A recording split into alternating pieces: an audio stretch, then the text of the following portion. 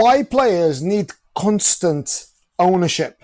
Now, players work harder for goals they help create. So if they create goals and smart goals, they've got such a more intense focus in order to fulfill that goal and they own that goal.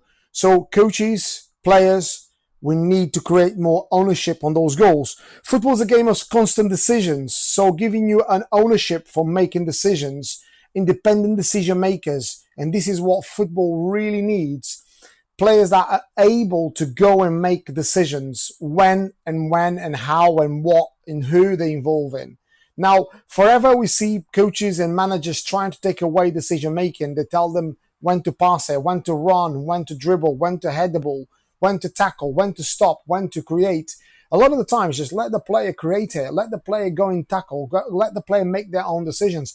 Yeah, there's a level of guidance sometimes you can give them, but ultimately let them go and make their own mistakes, especially in youth development. Now, players learn to take responsibilities for their own performances. So by players taking their own responsibility for the performance, there's a level of buy-in. There's a level of let me grab these by the horns. Let me really take ownership of this particular value that I've put into the game or value I put into the training session.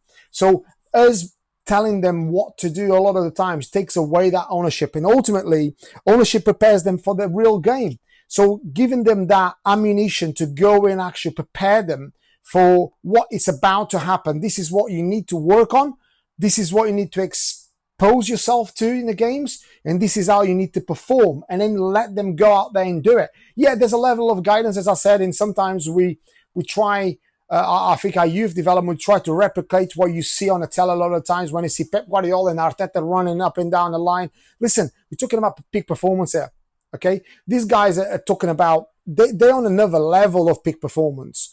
That result, every single thing matters. Now, when it comes to youth development, it's slightly different. You've got to actually almost allow them to develop and make mistakes in order to learn from them.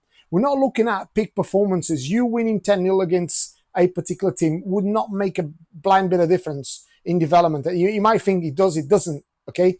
It's better for you to actually allow them to go and express themselves and really learn what really development looks like in order to actually develop organically. So ownership, why do people and players need that real level of ownership? Is that really that real buy-in, and that's really what is important in youth development.